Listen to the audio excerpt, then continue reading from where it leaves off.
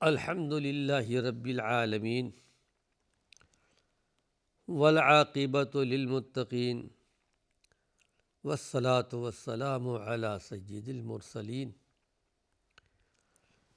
ناظرین کرام السلام علیکم ورحمۃ اللہ وبرکاتہ۔ ایمانی صفات کا عنوان لے کر آپ کی خدمت میں حاضر ہوں۔ ایمانی صفات کے تعلق سے ایک اہم عنوان ہے صبر اور شکر۔ صبر اور شکر کے تعلق سے کچھ مفید باتیں آپ کے سامنے گوشے گزار کر رہا ہوں۔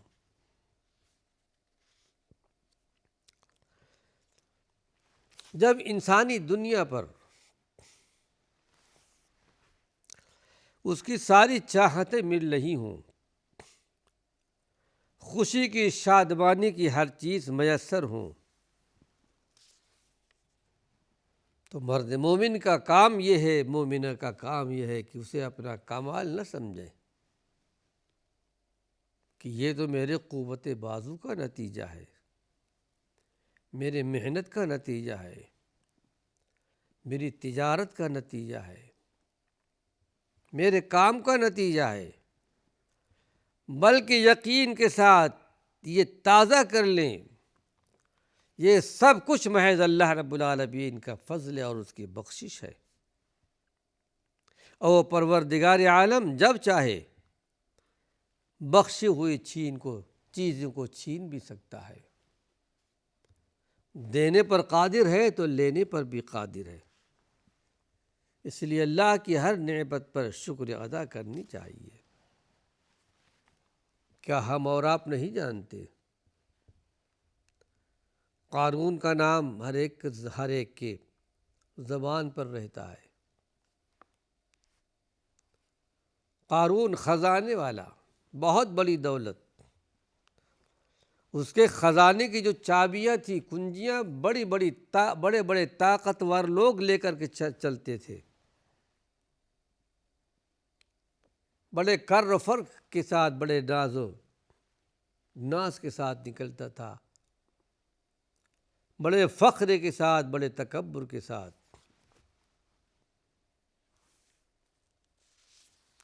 کہا جاتا تھا دیکھ اللہ کی نعمت ہے، احسان کر جس طرح کہ اللہ نے تیرے اوپر احسان کیا ہے، اتراؤ مت، اترانے والوں کو اللہ پسند نہیں کرتا۔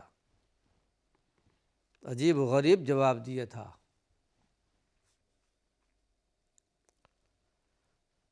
حقیقت میں قارون کی زندگی کا جو یہ حصہ، تکبرانہ فاخرانہ زندگی، قرآن حکیم میں اللہ نے اس کو بیان کر دیا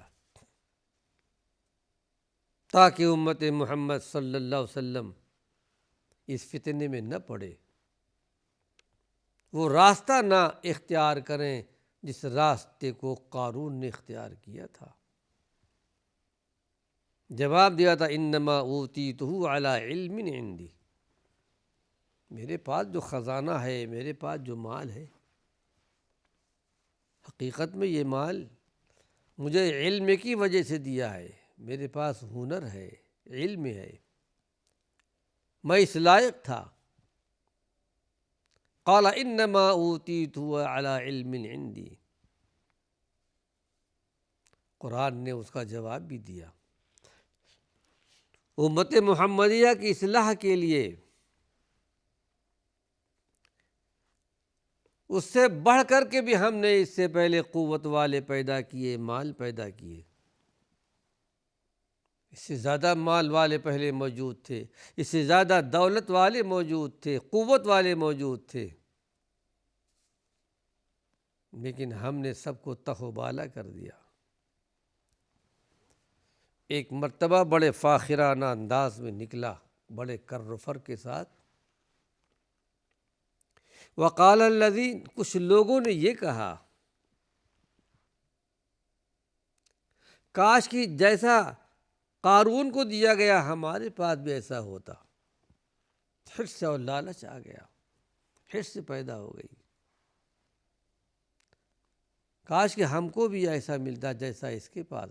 فخرج علی قومہ فی زینتہ قال الذین لا یرید قال الذین یریدون الحیات الدنیا وزی، جو صرف دنیا چاہتے تھے، یا لیت لنا مثل ما اوتی قارون، کاش کہ ہمارے پاس بھی ایسی دولت ہوتی جیسا کہ قارون کے پاس ہے، یہ تو بڑا نصیبے والا ہے،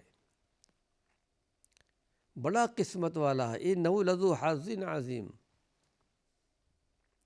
اس کو نصیبے والا سمجھتے تھے۔ لیکن جن کے پاس علم تھا، شعور تھا، صحیح افکار رکھتے تھے، دنیا اور آخرت کو پہچانتے تھے کہ دنیا کیا ہے، آخرت کیا ہے، وقال الذین اوتوا العلم ویلکم، ہاں جن کو علم دیا گیا تھا ان لوگوں نے کہا بربادی ہو تمہارے لیے، تم یہ تمنا کرتے ہو کہ ایسا مال ہمارے پاس آ جائے۔ ثواب اللہ خیر لمن آمن وعمل صالحا، تمہارے لیے قارون جیسا مال، قارون جیسی دولت بہتر نہیں ہے، بلکہ تمہارے لیے بہتر ایمان ہے، اخلاص ہے، اچھے عمل ہے۔ وقال الذین اوتوا العلم ویلکم ثواب اللہ خیر لمن آمن وعمل صالحا وما یلقاها الا الصابرون، لیکن یہ بھی کہہ دیا کہ جان لو یہ نعمت ہر ایک کو نہیں ملتی،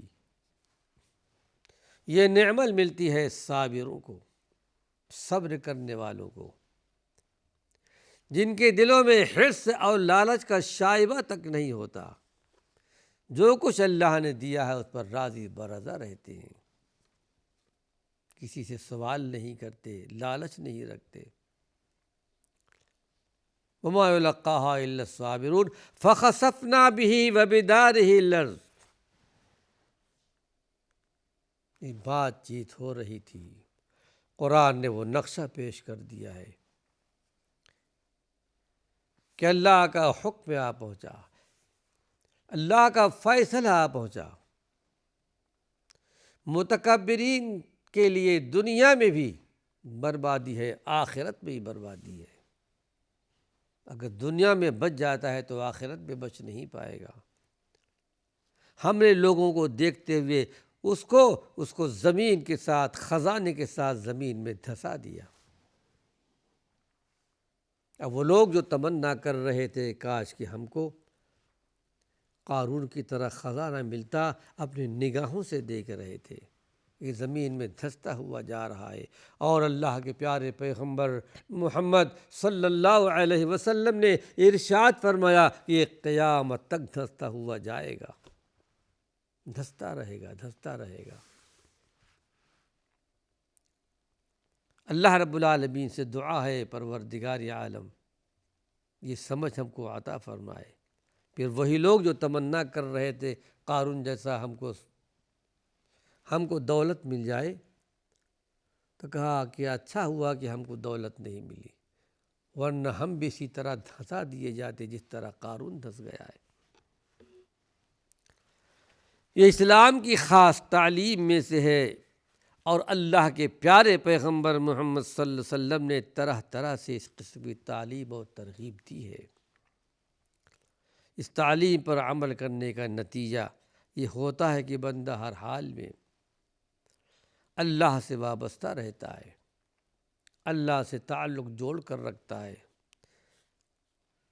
دوسرا فائدہ اس کا یہ ہوتا ہے وہ کبھی مصیبتوں اور ناکامیوں سے شکست نہیں کھاتا، ہر حال میں صابر و شاکر رہتا ہے، رنج و غم کے تسلسل سے بھی اس کی جان نہیں گھلتی، مسلسل آزمائش آتی ہے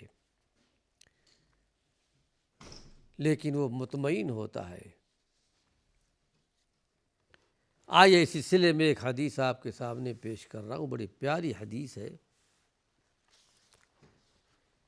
یہ روایت ہے حضرت صہیب رومی رضی اللہ عنہ سے۔ صہیب رومی رضی اللہ عنہ جن کو اللہ نے ایمان میں، تقوی طہارت میں بہت بڑا درجہ، بہت بڑا مرتبہ دیا تھا۔ غزوہ احد میں غالباً شہید کیے گئے تھے۔ صہیب رومی روم سے آئے تھے، مکۃ المکرمہ میں قیام کیا تھا، بڑی دولت کمائی تھی جاہلیت کے زمانے میں۔ اسلام کا دور آیا، ایمان کا دور آیا، اسلام قبول کر لیا۔ پھر ایک زمانہ ایسا آیا جب کہ اللہ کے نبی صلی اللہ علیہ وسلم ہجرت کر کے مدینہ منورہ جا چکے تھے۔ انہوں نے بھی ہجرت کرنی چاہیے، اپنے مال کو محفوظ کر لیا تھا، نکلے ہجرت کے لیے، کفار مکہ نے روک لیا، مشرکین مکہ نے، ہم تمہیں نہیں جانے دیتے۔ تم آئے تھے باہر سے، روم سے، افلاس کی حالت میں، گداگری کی حالت میں، فقیری کی حالت میں، ہمارے شہر میں آ کر تم نے ایک مال کمایا ہے، ہم نہیں لے جانے دیں گے، ہم جانے نہیں دیں گے۔ بڑے تیر انداز تھے، تیر نکالا، کہا دیکھو جانتے ہو کہ میں کتنا تیر انداز ہوں، ایک تیر بھی باقی نہیں رکھوں گا۔ ہاں اگر مجھے چھوڑ دینا چاہتے ہو اس بنا پر کہ میرا سارا مال رکھا ہے، لے لو فلاں فلاں مقام پر، میرا راستہ چھوڑ دو۔ ایمان کے لیے، اسلام کے لیے، توحید کے لیے کتنی بڑی قربانی دی تھی اس مرد مومن نے۔ کہا ٹھیک ہے، مال ہم کو مل گیا، آپ چلے جائیے۔ صہیب رومی رضی اللہ عنہ کی یہ ادا اللہ کو کتنی پسند آئی۔ ابھی یہ مدینہ منورہ نہیں پہنچے تھے کہ اللہ رب العالمین نے قرآن حکیم کی آیت نازل فرمائی سورہ البقرہ کے اندر، وَمِنَ النَّاسِ مَن يَشْرِي نَفْسَهُ ابْتِغَاءَ مَرْضَاتِ اللَّهِ۔ ایسے بھی لوگوں میں ہے جو اللہ کے لیے اپنے نفس کو بیچ دیتے ہیں۔ کہتے ہیں صہیب رومی رضی اللہ عنہ میں پہنچا مدینہ منورہ، اپنی سواری باندھ رہا تھا کہ غالباً صدیق اکبر ہے، عمر ابن خطاب ہے، آئے بشارت سناتے ہوئے، خوشخبری سناتے ہوئے کہ آئیے، آپ کی شان میں اللہ نے ایک آیت نازل کی ہے۔ اللہ کے نبی صلی اللہ علیہ وسلم کے پاس پہنچے، مبارکباد دی، اے صہیب تم نے بڑی اچھی تجارت کی ہے، بخن بہت بہترین تجارت کی ہے۔ انہی کا ذکر اللہ رب العالمین اس آیت میں کرتا ہے کہ ان اللہ اشتری من المؤمنین انفسهم واموالهم بان لهم الجنہ۔ کچھ اللہ کے بندے ایسے بھی ہیں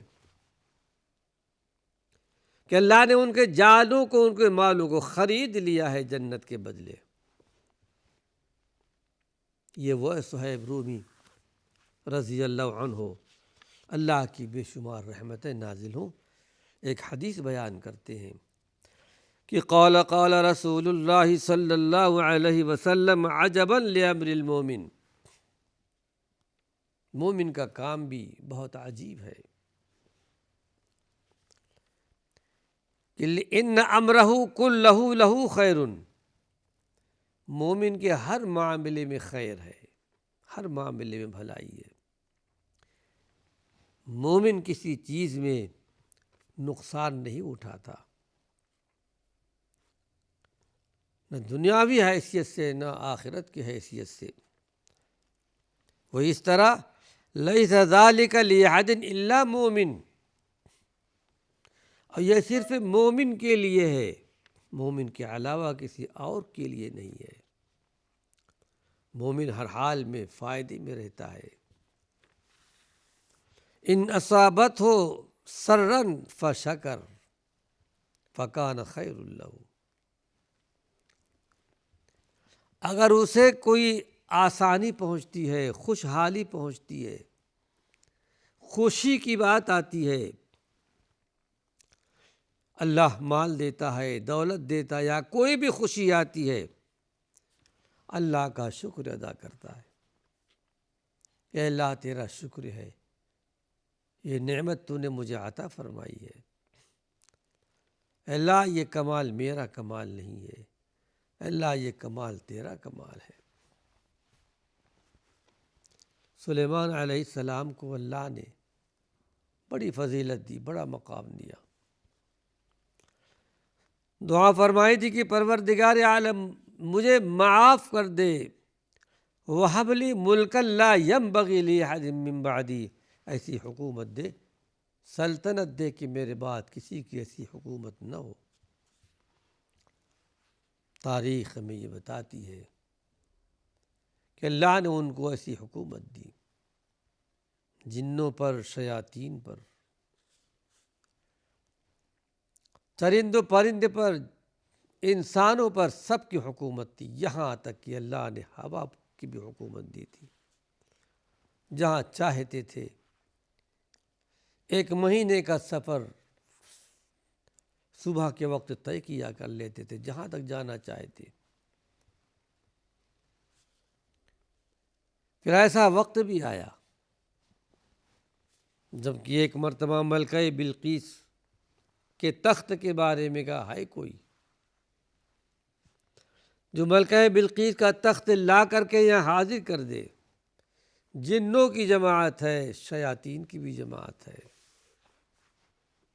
کسی جن نے کہا اس سے پہلے کہ آپ یہاں اٹھیں لا کر کے حاضر کر دوں گا۔ ایک ایسا شخص جس کے پاس اللہ کی کتاب موجود تھی، وہ اللہ ہی بہتر جانتا ہے کیا کتاب کا علم موجود تھا، کہا میں پلک جھپکنے کے برابر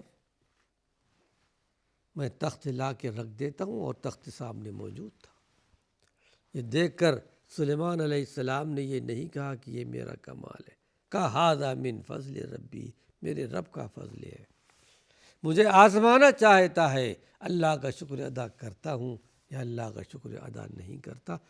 ناظرین کرام، وقت ختم ہو چکا ہے، اللہ نے چاہا اسی عنوان سے کچھ اور مفید باتیں اپنے آئندہ درس میں پیش کروں گا۔ وآخر دعوانا ان الحمد للہ رب العالمین۔